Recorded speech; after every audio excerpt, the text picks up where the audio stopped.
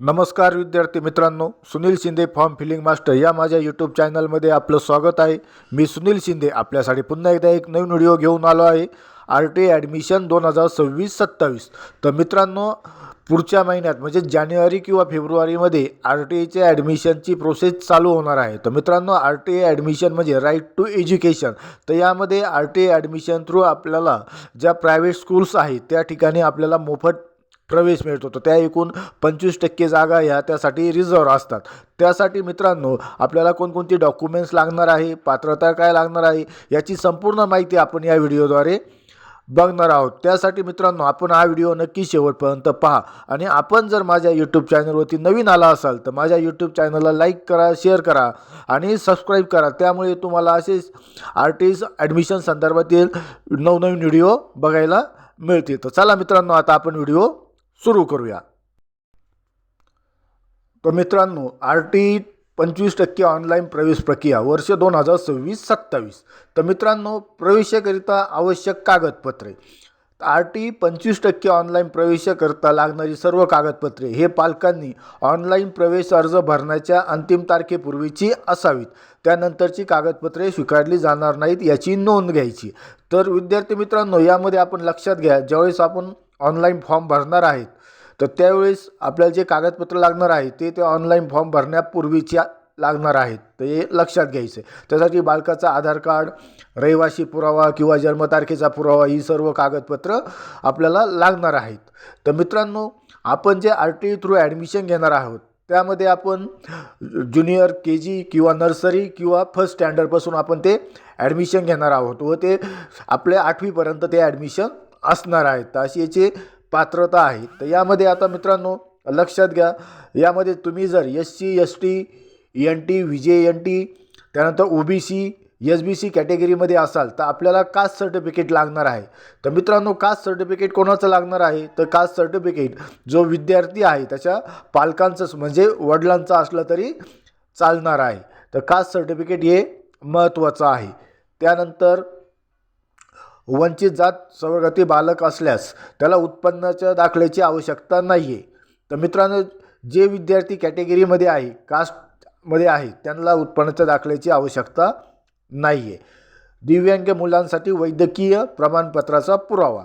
तर मित्रांनो, जे विद्यार्थी अपंग आहे, हँडिकॅप आहे, अशा विद्यार्थ्यांसाठी शासकीय रुग्णालयामध्ये 40% व त्यापेक्षा जास्त दिव्यांग असल्याचे प्रमाणपत्र लागणार आहे. त्यानंतर HIV बाधित असेल तर त्यांना सरकारी दवाखान्याचं प्रमाणपत्र लागणार आहे. त्यानंतर कोविड प्रभावित बालक आहेत म्हणजे त्याचे पालक एक किंवा दोन्ही यांचे निधन झाले आहे कोविडमध्ये, ते 1 एप्रिल 2020 ते 31 मार्च 2022 या कालावधीमध्ये निधन झालेलं आहे. अशा वंचित गटातील बालकांमध्ये कोविड प्रभावित बालक ज्यांचे पालक एक किंवा दोन्ही निधन 1 एप्रिल 2020 ते 31 मार्च 2022 या कालावधीत झालेले आहे यांचा समावेश करण्यात आलेला आहे. त्यांना COVID-19मुळे मृत्यू झाल्याचं वैद्यकीय प्रमाणपत्र लागणार आहे. त्यानंतर आर्थिक दृष्ट्या दुर्बल असल्यास म्हणजेच ज्यांचं वार्षिक उत्पन्न हे 1 लाखापेक्षा कमी आहे, जे ओपन कॅटेगरीमध्ये आहे किंवा EWS कॅटेगरीमध्ये आहे किंवा SCBCमध्ये आहे, अशा विद्यार्थ्यांचं उत्पन्न हे 1 लाखापेक्षा कमी पाहिजे. त्यासाठी तुमची सॅलरी स्लिप असेल तर ती चालेल किंवा तुमचा फॉर्म नंबर 16 चालणार आहे किंवा एम्प्लॉयरचा दाखला चालणार आहे म्हणजे सॅलरी सर्टिफिकेट चालणार आहे किंवा तहसीलदाराचा उत्पन्नाचा दाखला चालणार आहे. तर मित्रांनो, त्यासाठी ते आपलं आर्थिक वर्ष 2023 ते 24 किंवा 24-25 या वर्ष मार्च अखेरचं पाहिजे. तर मित्रांनो, म्हणजे आपला जो उत्पन्नाचा दाखला आहे तो आपला चालू वर्षाचा नसला तरी चालेल, आपला मागील 2 वर्षाचा असला तरी चालणार आहे. तर हे लक्षात घ्यायचं, म्हणजे 23-24 किंवा 24-25 या वर्षामधला असला तरी चालणार आहे. त्यानंतर घटस्फोटित ज्या महिला आहेत त्यांचे जे पालक आहेत अशासाठी न्यायालयाचा निर्णय, घटस्फोटित महिलेच्या बालकाच्या आईचा रहिवासी पुरावा पाहिजे. त्यानंतर बालक वंचित गटातील असल्यास बालकाचे किंवा त्याच्या वडिलांचे जातीचे प्रमाणपत्र लागणार आहेत. त्यानंतर आधार कार्ड. तर मित्रांनो, यामध्ये जे विद्यार्थी वंचित घटकामध्ये व आर्थिकदृष्ट्या दुर्बळ आहे अशा सर्व विद्यार्थ्यांसाठी आधार कार्ड हे लागणार आहे. तर या ठिकाणी बघा मित्रांनो, RTI 25% प्रवेश प्रक्रियेवेळी विद्यार्थी पालक यांचे आधार कार्ड आणि आधार क्रमांक मिळवण्यासाठी करिता केलेल्या अर्जाची पावती घेणे अनिवार्य करण्यात येत आहे. म्हणजे ज्या विद्यार्थ्यांकडे आधार कार्ड नाही आहे तर त्यांच्याकडे त्याची पावती असेल तर आपल्याला ती पावती लागणार आहे.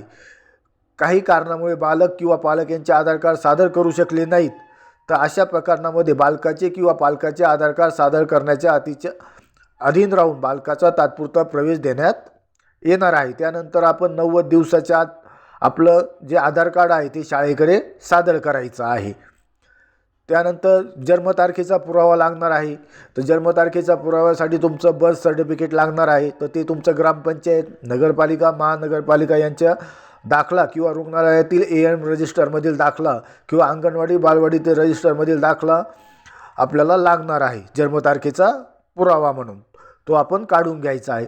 त्यानंतर आपल्या रहिवासी किंवा वास्तव्याचा पुरावा आपल्याला लागणार आहे. तर यामध्ये जे रेशनिंग कार्ड, ड्रायव्हिंग लायसन्स म्हणजेच वाहन चालवण्याचा परवाना, वीज बिल किंवा टेलिफोन बिल, पाणीपट्टी, प्रॉपर्टी टॅक्स, घरपट्टी किंवा राष्ट्रीयकृत बँकेचे पासबुक, आधार कार्ड, मतदान कार्ड, ओळखपत्र, पासपोर्ट यापैकी कोणतंही एक कागदपत्र हे आपलं निवासी पुरावा म्हणून ग्राह्य धरण्यात येणार आहेत. किंवा जे विद्यार्थ्यांचे पालक हे रेंटवरती राहतात, भाड्याने राहत आहेत, त्यांचा भाडे करार फॉर्म पाहिजे, भाडे करार पाहिजे. पण तो भाडे करार हा दुय्यम निबंधक कार्यालयाचा नोंदणीकृत असावा. म्हणजेच जे आपल्याला रेंट ॲग्रीमेंट करायचं आहे मित्रांनो ते आपण कुठेही वकिलाकडे करायचं नाही आहे तर ते आपल्याला तहसील ऑफिसला जाऊन करायचं आहे आणि ते ॲफिडेविट करून आपल्याला घ्यायचं आहे दुय्यम निबंधकाकडून.